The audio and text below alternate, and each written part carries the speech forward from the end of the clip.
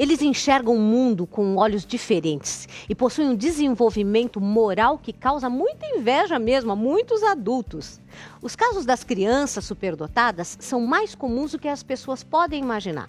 E está longe, na verdade, de ser um bicho de 7 cabeças, principalmente quando a gente tem a possibilidade de acompanhar todo esse desenvolvimento com os profissionais adequados. O mais importante para entender e interagir com essas crianças é não esquecer a idade que elas apresentam. Só assim um tratamento, uma orientação vai realmente ter todo o desenvolvimento que a gente espera.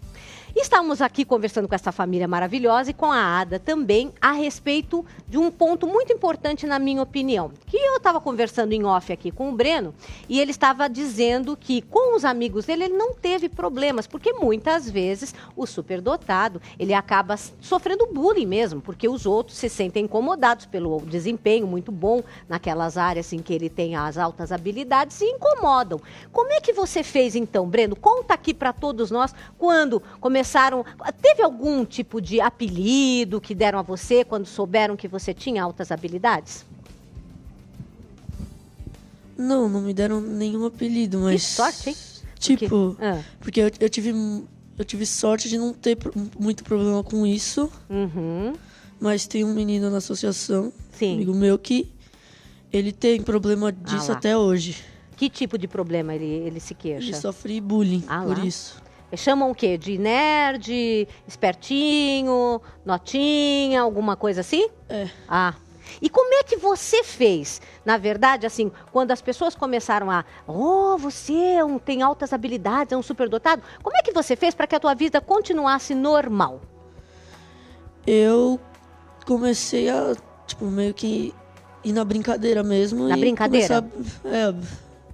A brincar com eles mesmo disso. Eu estava falando com a sua mãe, ela disse que você também tem altas habilidades sociais, né? Por isso, porque é incomum, não é, Ada? É incomum. Normalmente eles não são assim tão sociáveis como o Breno. Isso mesmo. Né? Normalmente como é que eles são? Mais introvertidos? Eles são introvertidos, eles passam a maior parte do tempo procurando grupo, né, que eles possam se inserir. Né? É muito difícil para eles terem amigos. Claro. Né? O caso do Breno é um caso especial, né? Teve sorte, porque hein, Breno? ele realmente, nessa parte de relacionamentos, ele tem assim um desenvolvimento muito bom, né? Mas não é o comum. E as outras pessoas se aproveitam disso. Com certeza. E qual é a orientação que você dá aos pais e à própria criança ou adolescente com relação a como lidar com essa situação de não se socializar? Porque eles precisam muito do grupo e muitas vezes o grupo os rejeita. Sim, mas eles são seletivos desde pequenos, então Sim. não é qualquer criança que pode ser amigo deles. Eles têm que ter alguma coisa com a qual se identifiquem, né? E às vezes esse entrosamento não se dá dentro da escola. Certo. Né? Sobretudo as crianças da área cognitiva, né? Que eles se dão melhor com crianças mais velhas e não têm amigos dentro da sala de aula. Isso é muito comum. Né? Eles passam a ter amigos de outras salas. Certo. Você teve alguma situação assim com o Breno, no sentido dele procurar amigos mais velhos? Na verdade, o Breno, desde muito pequenininho, ele se dava muito bem com as crianças mais velhas. Certo. Ele tinha dificuldade em lidar com crianças da mesma idade, inclusive tratava as crianças como se fossem bebês. Ele até falava, não, fulaninho é bebê. E tinha a mesma idade que ele. Então, hoje em dia, como ele está numa turma com crianças mais velhas, então eu acho que ele se relaciona bem por conta disso, né? Certo. Thomas Edison, tem uma pergunta a lhe fazer. Você teve algum tipo de dificuldade depois que você soube que o Breno tinha altas habilidades? Não, dificuldade não. Isso é mais uma preocupação mesmo, né? Sim. Então, nesse caso, por exemplo, que está citado, né, dele lidar com, estar sempre com crianças mais velhas, sempre fica uma preocupação. Primeiro, porque as brincadeiras, eles são maiores, então sabe, pode machucar. Depois, quando a diferença de idade é muito grande, você sempre fica meio receoso de ter uma certa maldade, né? Alguma coisa dos mais velhos com ele, de aí sim fazer bullying ou alguma coisa desse sentido. Mas dificuldade a gente acabou não tendo, né? Depois que foi diagnosticado, né, o que foi identificado. Tá? Ada, é impressão minha ou seria o Thomas Edison também um superdotado? Você tem dúvidas? Nenhuma! Eu só queria aqui de uma especialista a confirmação, porque ele tem toda a característica, então, né? pergunta se ele teve dificuldade para Você lidar teve com isso. dificuldade para lidar com os amigos? Ah, é? Teve. Olha, me conte, Breno Tem e testemunhas, Liana. né? Exatamente. Pode falar. Bom, talvez eu fosse mais próximo do que é o padrão, né? Sim. Então, mais difícil de se socializar, né, do que o Sim. Breno. O Breno é muito fácil, em qualquer lugar que ele chega, Que bom. ele se enturma, ele se vira. E eu talvez tivesse uma dificuldade maior nesse sentido, né? Mas durante a minha vida inteira, não cheguei a ter problemas com isso, né? Eu também acabei estudando com pessoas, né, que também eram... passavam por exames de seleção. Todas as escolas que eu estudei, você tinha um exame de seleção, então você tinha sempre bons alunos, né? Então, não cheguei a ter problemas com isso, né? Não tinha uma diferença muito grande. Você tem altas habilidades cognitivas? Bom, nunca foi feito Mas as notas? Mas indica que sim, né? Tudo indica que sim. Diga, querido. Agora levantou uma questão. Vamos lá. Ó, eu quero que vocês me respondam. Pois não? Então quer dizer que superdotado também pode ser algo hereditário? A pessoa que tem, de forma inata, aquela habilidade, se desenvolvida, ele pode, né, digamos, ser o máximo, atingir o máximo, né, daquela habilidade e daquela capacidade que possui. Você falou uma coisa muito importante, porque às vezes existiam certas teorias que diziam assim, a gente não deve estimular demais a criança, não deve deixar com que simplesmente as coisas ocorram. Na sua opinião, você que lida com crianças e adolescentes com habilidades, altas habilidades, qual é o procedimento mais adequado para que esta habilidade se desenvolva mais ainda? Olha, é muito simples, é muito fácil e as pessoas têm que parar de ter preconceito, sobretudo com a parte cognitiva. Porque se você tem um filho que ele gosta de nadar, você vai colocar ele em uma escola de natação para ele nadar. Sim. Se você tem um filho que ele gosta de andar de bicicleta, você vai comprar a bicicleta e vai fazer ele andar de bicicleta. Se você tem um filho que gosta de tocar violão, você vai colocar ele em uma escola de música. Então, se você tem um filho que gosta de estudar, por que você não vai estimular? Perfeito. Não é uma tem sobrecarga, razão né? pela qual Porque você... as pessoas não. falam muito, é uma sobrecarga. E eu vou te falar mais. Semana passada a gente passou por uma situação dentro da associação que nos chamou muito a atenção, né? Uma mãe levou seu filho para fazer uma avaliação, um médico pediatra, contou que ela estava fazendo desenvolvimento com o filho por causa da alta habilidade, né? Porque na escola tinha um comportamento diferenciado. E o pediatra falou para ela que não era para desenvolver uma criança com 5 ou 6 anos, porque depois, quando ela tivesse 12 anos, não ia render mais. Então, gente, tudo isso é mito, pelo amor de Deus.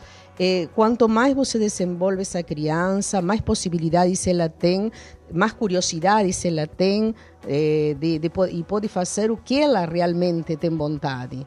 Né? Ou seja, é muito difícil para eles que gostam de fazer coisas não conseguir que ninguém apresente para eles essas coisas para desenvolver. Perfeito. Entendeu?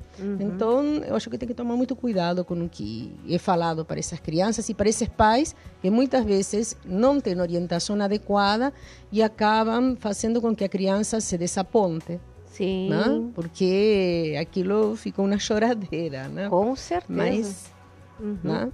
Breno, para você, qual é a área que você mais gosta de ter interesse, curiosidade? Qual é? Matemática. Matemática? Seria por isso que seu pai, engenheiro, teria ajudado você a desenvolver essas altas habilidades? Não? Não, na verdade, o pai não tem culpa nenhuma. Né? Não, foi a mãe? Não, eu acho que ele nasceu com ela, porque matemática é impressionante desde muito pequeno. Uma vez a gente voltando de viagem, ele tinha de 3 para 4 anos, ele falou assim, nós vamos pedir uma pizza. A pizza tem 8 pedaços. Fulano vai comer 2 pedaços. Ficaram 6 e foi indo até que a pizza terminou. Ainda virou e falou assim, papai, você vai ficar sem porque não tem mais pizza. E assim, isso acontecia naturalmente. Naturalmente, sem estimular nada. Nada. Inclusive, na época, ele nem tinha feito ainda avaliação na associação. Certo. Tá? Hoje em dia, eu acho que a gente lida melhor com isso por conta do acompanhamento que ele faz na associação. Perfeito. Eu também queria que você falasse a respeito disso, Ada. Como é que a gente faz quando percebe que tem alguma coisa diferente para a gente confirmar? Vai até onde? Olha, nós começamos a avaliar com 3 anos. 3 anos.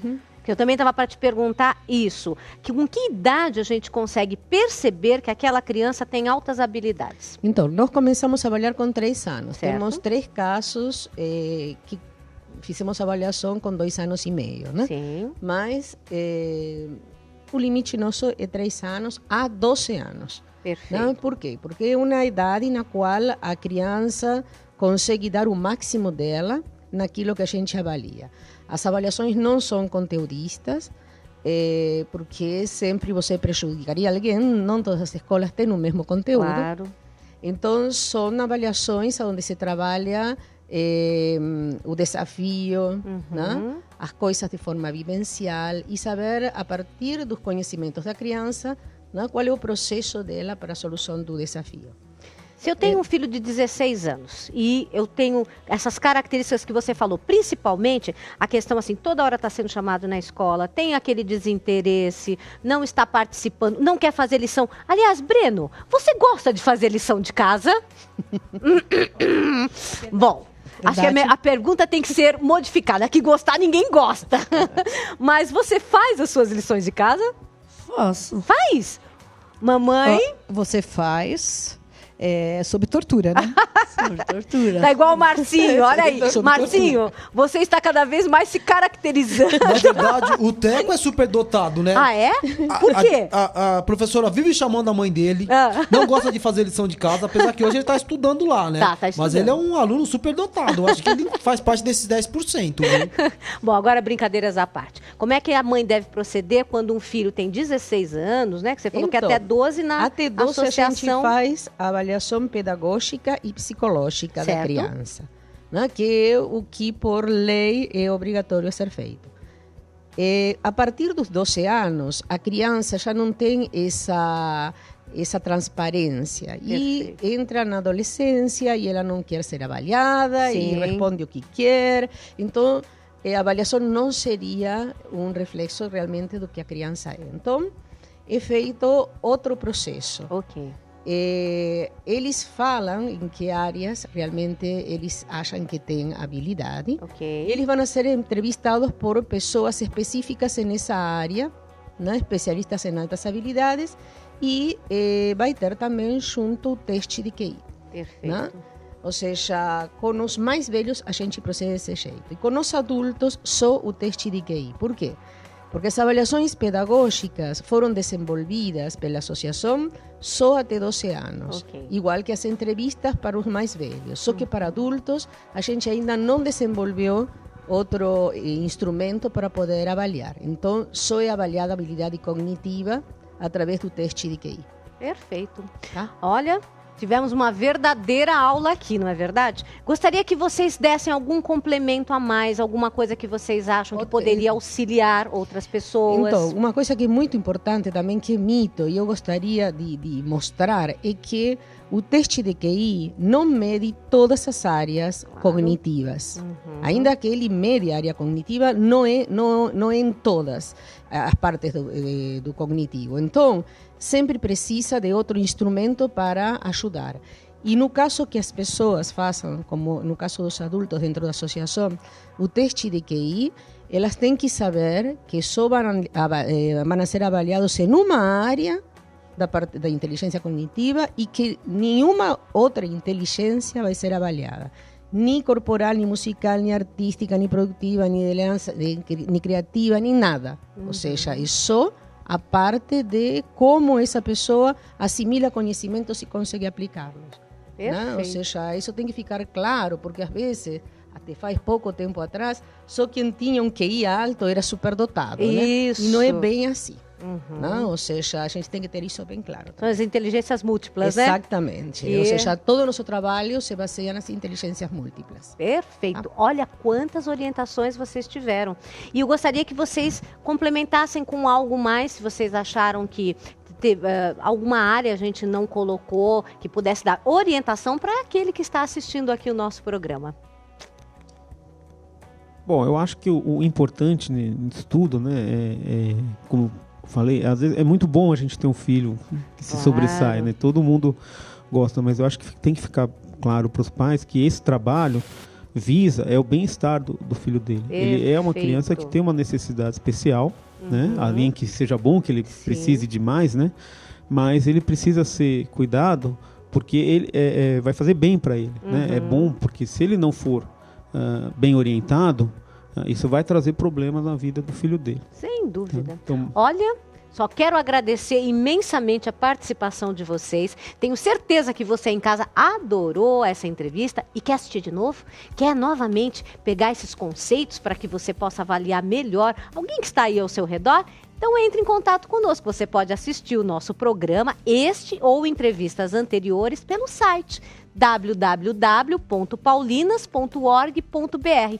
E também, se você quiser dar sugestão de pautas, né, tem alguma dúvida, quer dar a sua opinião, entre em contato com a gente. Programa Família em Foco, nosso e-mail é paulinastv@paulinas.com.br. Muito obrigada, Elaine. Sabe, a Eliane, gostei demais da sua entrevista. Muito obrigada, Thomas Edson. Breno, muito obrigada. E Ada também. Muito obrigada, porque com certeza vocês deram aqui uma orientação para muitas pessoas que se encontram na mesma situação. Agora a gente vai rapidinho para o intervalo. Eu vou aqui ficar observando e pedir para a Ada dar uma avaliada no Marcinho. E nós voltamos já já com mais dicas no nosso programa e falando sobre o quadro Faça Junto. Até já!